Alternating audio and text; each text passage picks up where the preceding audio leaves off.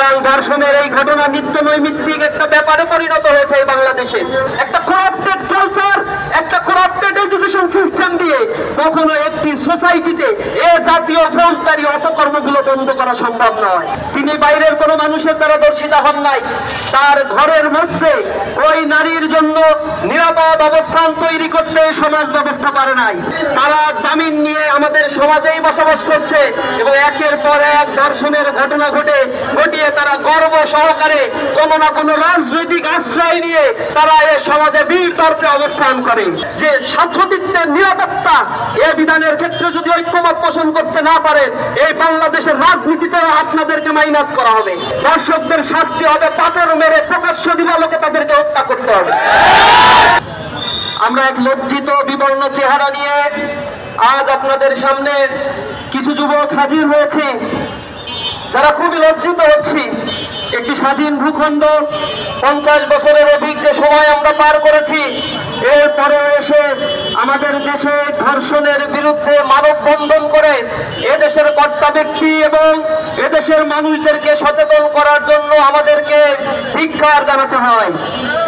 আমরা লজ্জিত হয়ে পড়েছি। আজ যখন আসিয়ার দিকে আমরা তাকাই, তিনি বাইরের কোনো মানুষের দ্বারা দর্শিতা হন নাই, তার ঘরের মধ্যে ওই নারীর জন্য নিরাপদ অবস্থান তৈরি করতে সমাজ ব্যবস্থা পারে নাই। এটা আমাদের জন্য বড়ই লজ্জার, এটা আমাদের জন্য বড়ই লজ্জার একটি বিষয়। আমরা লক্ষ্য করেছি এই ধর্ষণের সংস্কৃতি বাংলাদেশে নতুন নয়। 2016 সাল থেকে 2020 সাল পর্যন্ত সরকারের হিসেব মতে এই দেশে 26,695টি ধর্ষণের মামলা রেকর্ড হয়েছে।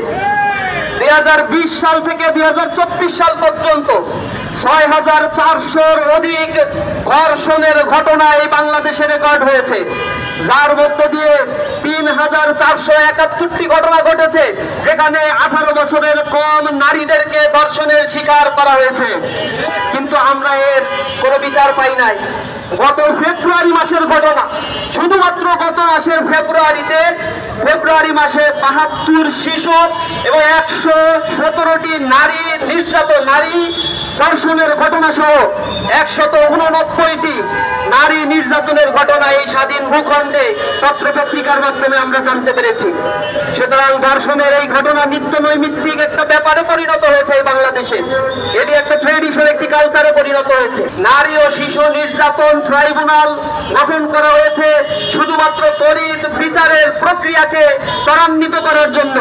কিন্তু আমরা লক্ষ্য করেছি নারী ও শিশু নির্যাতন এই ট্রাইব্যুনালে প্রতি 5 বছরে এভারেজে 30,000 বা 32,000 মামলা এখানে দায়ের করা হয়।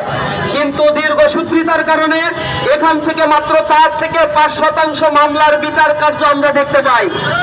বাদ বাকি 95% কেসের ক্ষেত্রে এই ধর্ষক যন্ত্র চরিত্রহীন মানুষগুলো তারা বিচারহীনতার কারণে তারা জামিন নিয়ে আমাদের সমাজেই বসবাস করছে এবং একের পর এক ধর্ষণের ঘটনা ঘটিয়ে তারা গর্ব সহকারে কোনো না কোনো রাজনৈতিক আশ্রয় নিয়ে তারা এ সমাজে বীর তর্পে অবস্থান করে। এদেশের মানুষকে, নারীদের সার্বভৌমত্ব, নারীদের যে ছাত্রদিকদের নিরাপত্তা এ বিধানের ক্ষেত্রে যদি ঐক্যমত পোষণ করতে না পারে, এই বাংলাদেশের রাজনীতিতেও আপনাদেরকে মাইনাস করা হবে। জনগণ আপনাদেরকে সমর্থন দেবে না।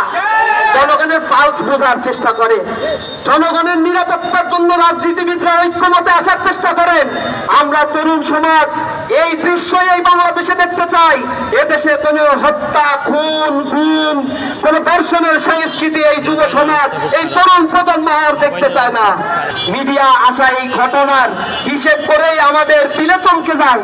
কিন্তু প্রত্যেকটি প্রত্যন্ত অঞ্চলগুলোতে, প্রতিটি জায়গায় যে ধর্ষণের ঘটনাগুলো নীরবে নিভৃতে ঘটে যাচ্ছে, কত মেয়ের বাবা কান্না, চোখের পানিতে এই জমিন সিদ্ধ হচ্ছে, তার কোনো হদিস আমাদের জানা নাই। আমরা বলছি অশ্লীল কালচার যে ওটিটি প্ল্যাটফর্মের মাধ্যমে ফ্রি সেক্স লিভিং টুগেদার প্রথা এই সমাজ ব্যবস্থাকে পিছিয়ে তুলেছে। অক্টোপাসের মতো চারিদিকে যে অশ্লীলতা ছড়িয়ে দেওয়া হচ্ছে, তারই এক প্রতিচ্ছবি এই লজ্জিত বাংলাদেশ, এই ধর্ষণের বাংলাদেশ দেখতে হচ্ছে। একটা করাপ্টেড কালচার, একটা করাপ্টেড এডুকেশন সিস্টেম দিয়ে কখনো একটি সোসাইটিতে এ জাতীয় ফৌজদারি অপকর্মগুলো বন্ধ করা সম্ভব নয়। আমরা দেখেছি ইসলামিক যে দেশগুলো রয়েছে, মুসলিম কান্ট্রিগুলো আপনারা লক্ষ্য করবেন, ধর্ষণের পরিমাণ নেগেটিভে রয়েছে, জিরো। সেখানে ধর্ষণের কেস খুবই রেয়ার। কিন্তু পশ্চিমা যে কালচার, যে সংস্কৃতি রয়েছে, অথবা আমাদের মতো এই প্রাচ্যের কালচারের এই দেশগুলোতে ধর্ষণের ঊর্ধ্বমুখী অবস্থান আপনারা দেখতে পাবেন। ইউরোপ আমেরিকার কালচারের দিকে আমরা তাকালে দেখতে পাই সেখানে ফ্রি সেক্স লিভিং টুগেদার প্রথা চালু হওয়ার কারণে 50%, 60% সন্তান জন্মগ্রহণ করে, but they don't know who is their father. তাদের বাবার পরিচয় তারা জানে না, পিতৃ পরিচয়হীন সন্তানের সেখানে জন্ম হচ্ছে। সিঙ্গেল মাদার কনসেপ্ট তারা ডেভেলপ করছে। ওই পেট পোষা এই বিদেশি সংস্কৃতি আমাদের এই প্রাচ্যে ধার করে নিয়ে এসে এ দেশের সাংস্কৃতিক ব্যবস্থাকে করাপ্টেড এবং কালচারাল ব্যবস্থাকে ধ্বংস করার জন্য একটি সম্প্রদায় উঠে পড়ে লেগেছে।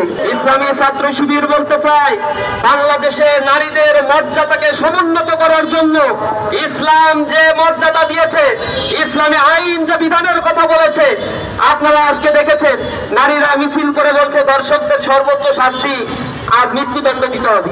এটা 1550 বছর আগে ইসলাম বলে দিয়েছে ধর্ষকদের শাস্তি হবে পাথর মেরে প্রকাশ্য দিবালোকে তাদেরকে হত্যা করতে হবে। বাংলার জমি আর কোনো ধর্ষকের জন্ম হবে না। সংস্কৃতি আমরা দেখি না। একটা ধর্ষণের মামলা নিতে গেলে যে কাহিনী করা হয়, একটা ধর্ষণের মামলা দেওয়ার পরে 7-8 বছর চলে যায়, সেই মামলার কোনো সুরাহা হয় না। আমরা এই বিচার ব্যবস্থাকে ঢেলে সাধারণের জন্য সরকারের প্রতি উদাত্ত আহ্বান জানাচ্ছি। এদেশে সেই জুলাই বিপ্লব পরবর্তী যে জাতীয় ঐক্যমত গড়ে ওঠার কথা ছিল, এই ঐক্যমত গড়ে উঠলে এই জাতীয় ধর্ষণ, ছিনতাই, লুটেরাজদের কোনো স্থান এই বাংলাদেশে হতো না। কিন্তু আমরা সেই জাতীয় ঐক্যমতের বিপরীতে গিয়ে শুধুমাত্র যে কোনো ঘটনা ঘটলেই শুধুমাত্র নির্বাচনী একমাত্র সমাধানের দিকে একটি বৃহৎ রাজনৈতিক দল যে বলিয়া উড়াচ্ছেন, আমরা তো দেখতে পাচ্ছি তাদের কিছু কর্মীর মাধ্যমে এই ধর্ষণের ঘটনা, লুটতরাজের ঘটনাগুলো ঘটছে।